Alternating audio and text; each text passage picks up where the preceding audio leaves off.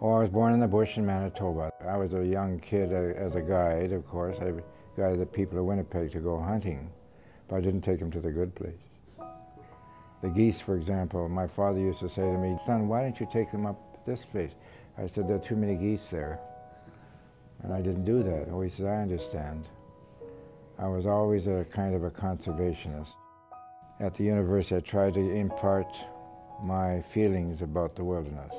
It wasn't the sociology, it wasn't anything that intrigued me as much as that did. And you know, it's a great mission we have. We all have responsibility to do this, of course.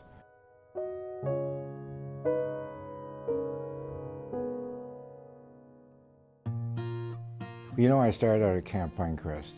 I was a fellowship secretary, and I went with Ted Yard, who was a very good friend. And I had a staff of, I think, 18 counselors. And we had a whale of a time. And then I went from Pinecrest to Illahee Lodge. I wanted to work with the young people who were in distress. After Illahee, it was Bark Lake. And Bark Lake was a good thing. And I used to take them on trips along Lake Coshlong. I don't think they do that anymore, but there, if you look in the bush on the Blue Hawk Lake, you'll find an inscription in an old tree, Pioneers of 1948.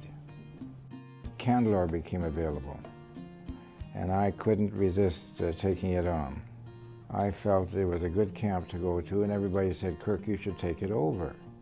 I went to see Russ Henderson at TD, and he said, "How much do you need?" I said, "Well, I'll need about $75,000 to start." He said, "Is that all?" And I said, "Well, I don't need much more than that." And then I went to see all the campers and got them on side, and all the creditors, and I offered them a discount, you know, and they went for it.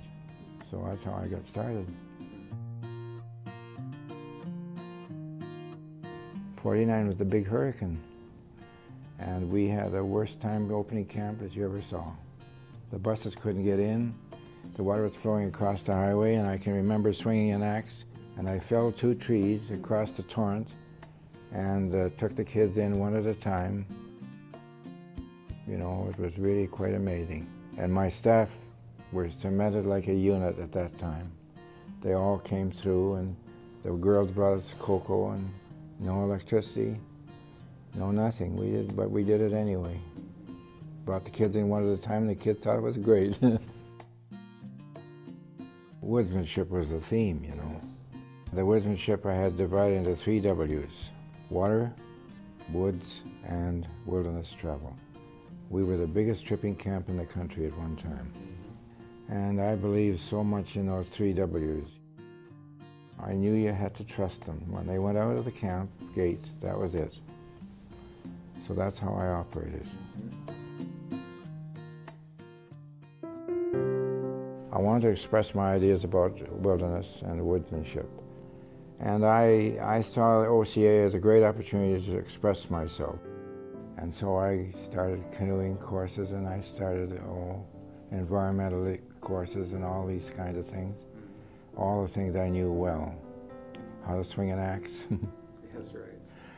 We went into woodsmanship schools, as you know, and these were concentrating on how you deliver in the environment.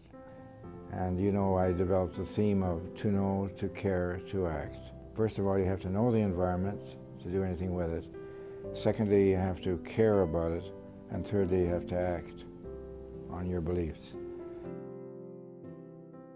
And I got into OCA because I believed in promoting the ideas I had. And it worked, I think. I hope it worked.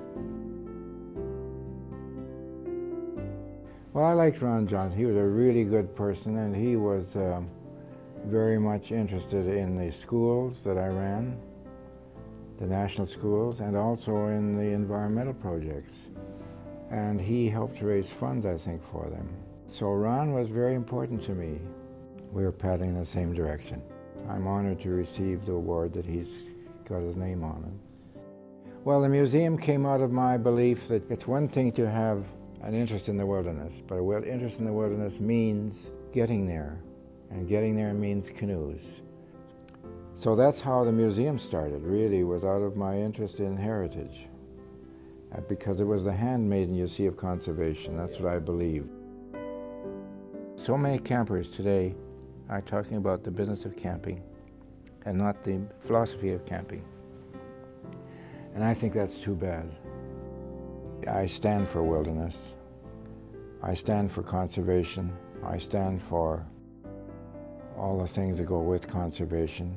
And I don't like the word conserve very much, but I do think it conveys a message.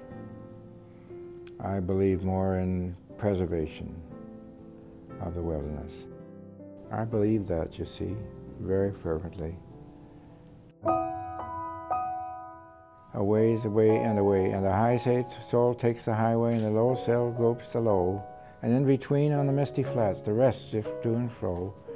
But to every man there openeth a way and ways and the way, and every soul decideth the way his soul shall go.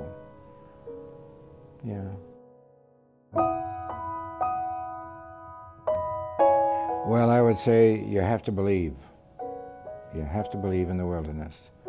It's the #1 issue on this planet. We know that. And we got to work toward solving it. You have to do what you can, do your best with what you are, and you have to believe in the wilderness. If you do that, you can't go wrong.